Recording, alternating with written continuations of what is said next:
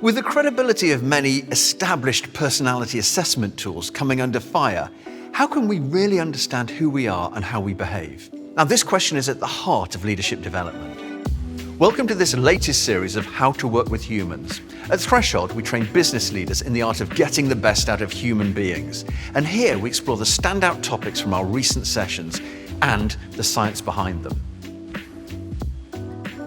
We human beings are a complex bag of various cognitive and affective systems that have evolved over time and often seem incoherent or even contradictory. That's why the drive for a sense of coherence is so important to humans. We need that sense of who we are.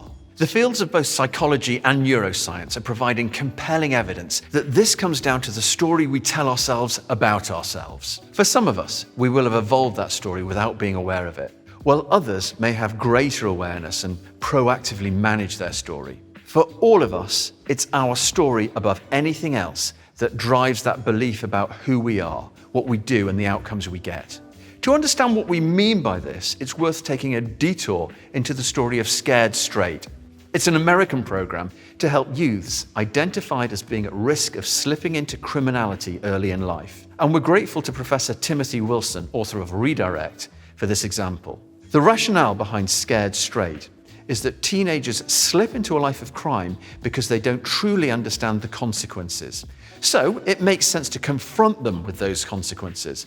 And that's what Scared Straight does. Teens whose profiles show that they're likely to drift into criminality are taken to state prisons where they meet hardened criminals. They're taken to the hospital and to the morgue to see the effects of knife and gun crime. They meet people whose lives have been ruined by gang violence. Scared Straight has been the subject of a number of award-winning documentaries. But there's one problem with Scared Straight. As Timothy Wilson points out, it doesn't work. In fact, the truth is even more jaw-dropping. It actually makes young people more likely to become criminals. Wilson calculates that the program has caused 6,500 kids to commit crimes that they wouldn't otherwise have committed. To understand why this might be, let's take a detour into another piece of research from a different area that may shed some light. Now, few people undergo the challenges and struggles faced by refugees, but are they victims or survivors? To find out how this group answered that simple question about themselves, researchers at the Free University of Berlin recruited nearly 100 refugees who had arrived in Europe some 4 years earlier.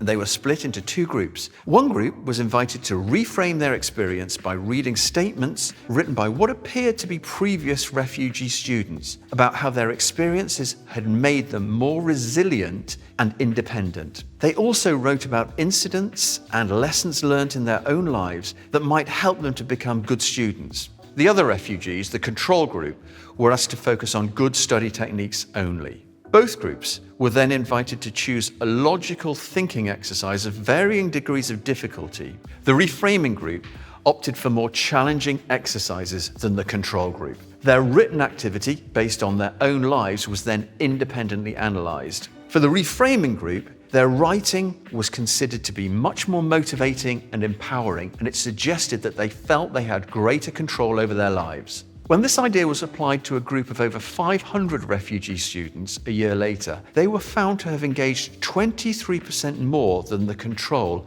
as measured by interactions with the learning platform that they and the control group were using. The refugees who had reframed their stories to see themselves as survivors were more motivated and keener to learn. By contrast, the Scared Straight kids, who had been given a story about themselves that's all about criminality, were more likely to slip into that way of life. Interestingly, there is a program that does work. It's a mentoring program called Big Brothers and Big Sisters of America. Here, young people are given older kids as a mentor, and the mentor encourages them to see a more positive and productive story for themselves. At Threshold, we encourage people to recognize that we can only truly grow as leaders and as people when we recognize the story that we are telling ourselves, and then we choose to shape it proactively. And what's the best way to reshape your story? Well, this is one of the many areas in psychology where the adage holds true. Feelings follow behavior. It's better to act your way into a new way of thinking than to think your way into a new way of acting. When we take tangible actions, even small ones, our minds will tend to align our thoughts and attitudes behind them. At-risk teens in the US who participate in volunteering are significantly less likely to drift into crime because they see themselves as people who have a stake in their community. When they start behaving differently, they start to think and feel differently because of that behavior.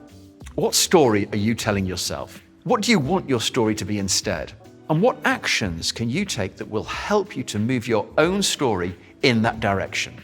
To find out more about Threshold and how we can help leaders in your organization to get the best out of human beings, go to threshold.co.uk.